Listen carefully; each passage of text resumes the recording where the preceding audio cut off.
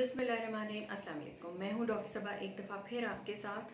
सर्दियाँ चल रही हैं, हम विंटर रिलेटेड टॉपिक्स को ही लेके चल रहे हैं। तो आजकल जो है नमूनिया बहुत ज़्यादा फैला हुआ है। अच्छा, नमूनिया से रिलेटेड बहुत सारे लोगों के फ़ोन्स भी आए और ये भी आया। अब सबसे बड़ी चीज़ जो है, लोगों ने जो मेरे से सवाल किए हैं, मैं उनकी कोशिश करती हूँ कि आपको इस वीडियो में जवाब देती चलूँ। कि सबसे पहली चीज़ तो ये कि नमूनिया इस साल नहीं आया, नमूनिया हर साल आता है, ठीक है। इन्फ्लुएंज़ा का स्ट्रेन जिसकी वैक्सीनेशन आमतौर पे अक्सर जो है वो हम एडवाइस भी करते हैं, बहुत सारे लोगों को लगवाते भी हैं आमतौर पे। वो स्ट्रेन म्यूटेट करता है हर साल, और इन्फ्लुएंज़ा का आपको जो है वो एक अदद वायरस हर साल इनकाउंटर होता है।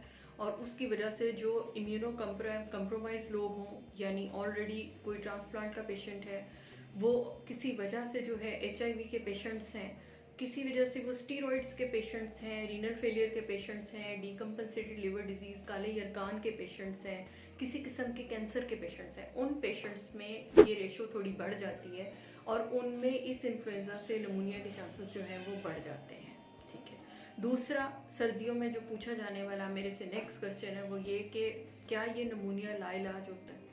नहीं, ये नमूनिया लाइलाज नहीं होता। नमूनिया वायरल हो, बैक्टीरियल हो, हर एक का इलाज एक ख़ास हद तक हर जगह पे मुमकिन होता है। बहुत कॉम्प्लिकेटेड केसेस में जहाँ पे आपको ICU एडमिशन की ज़रूरत पड़े, आपकी उम्र बहुत ज़्यादा हो, आपकी बायोकेमिस्ट्री डिस्टर्ब हो जाए, आप एक सेप्सिस में चले जाएं, इस तरह की तमाम चीज़ें जिनमें आपका ब्लड प्रेशर गिर जाए, ये क्रिटिकल सिचुएशन होती है और उस सूरत में उसको ICU में डील किया जाता है या हॉस्पिटल एडमिशन के साथ डील किया जाता है। वरना आम तौर पे हम नमूनिया क्लिनिक्स में या किसी भी जगह पे आउट पेशेंट डिपार्टमेंट में, सरकारी हो या हॉस्पिटल प्राइवेट हो, वो डील हो जाते हैं। तीसरे सवाल जो पूछा जाता है, क्या नमूनिया एक से दूसरे को लग जाता है?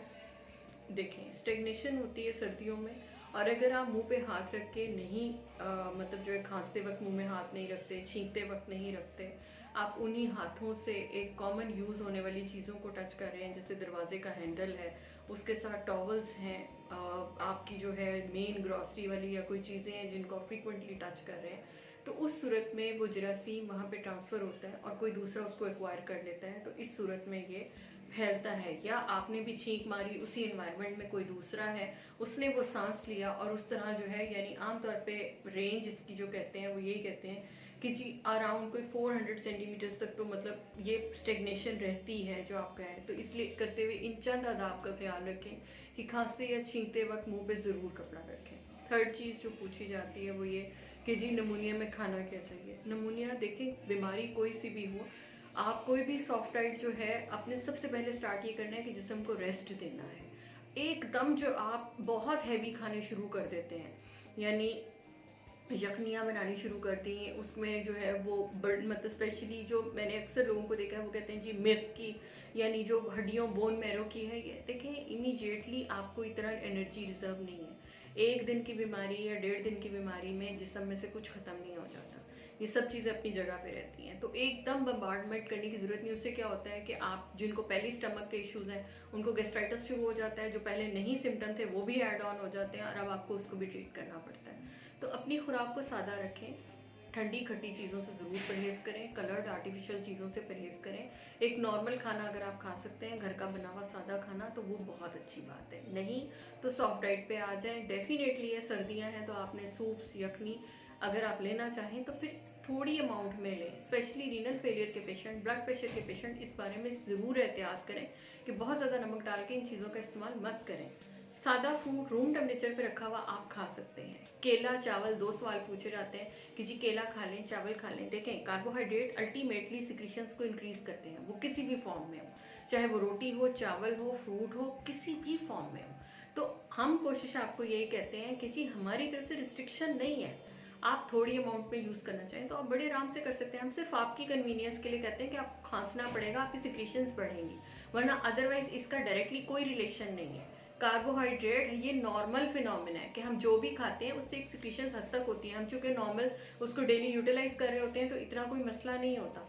अदरवाइज ये भी गलत है कि आप फौरी तौर पे एकदम प्रोटीन बम्बार्डमेंट अपनी बॉडी पे कर दें। बहुत ज़्यादा अंडे खा लिए, बहुत ज़्यादा प्रोटीन मुर्गी ले ली, बहुत ज़्यादा मछली ले ली, क्या जी ये जल्दी जल्दी जो है ना आप रिकवर होंगे? नहीं होता ऐसा, ठीक है। हर चीज़ को एक हद तक रखें, बैलेंस डाइट लें, जो आपको हेल्प आउट करेगी। हाइड्रेशन बहुत अच्छी रखें जो आपके जिस्म से टॉक्सिन्स को रिमूव करेगी। Vitamin A, vitamin D, vitamin C containing जितनी भी फूड्स हैं, यानी मुर्गी, मछली, अंडा, इनको एक एतदाल में लें। तो उसके बाद जो सवाल पूछा जाता है ओमेगा 3 फैटी एसिड्स लेने, मछली के तेल के कैप्सूल, किसी भी एक्यूट इलनेस में कोई विटामिन फिलहाल फौरी तौर पे आपको कुछ नहीं करेगा। इसलिए जो आपके रिजर्व्स हैं उसमें एक नॉर्मल बॉडी का रिस्पॉन्स दें। विटामिन से अक्सर औकात बी कॉम्प्लेक्स वाली जो चीज़ें हैं, आपका स्टमक पहले ही डिस्टर्ब होता है, गट में आपकी जो है वो फ्लैचुलेंस डायरिया शुरू हो जाता है। अब एक आप पहले इंटेक कम है, ऊपर से आपको डायरिया शुरू हो जाता है, तो ये चीज़ें जो हैं आपके लिए ठीक नहीं है। किसी भी एक्यूट इलनेस में कोई भी नया विटामिन लेने से गुरेज कीजिए। तो ये चंद गुजारिशात हैं कि मतलब आप अपने आप को एक नॉर्मल तरह बिहेव कीजिए। बहुत ज़्यादा जिसे कहते हैं वो एक्स्ट्रा ऑर्डनरी किस्म की फूड की प्रिकॉशंस जो हैं उन पे जो है वो बहुत ना वो करें।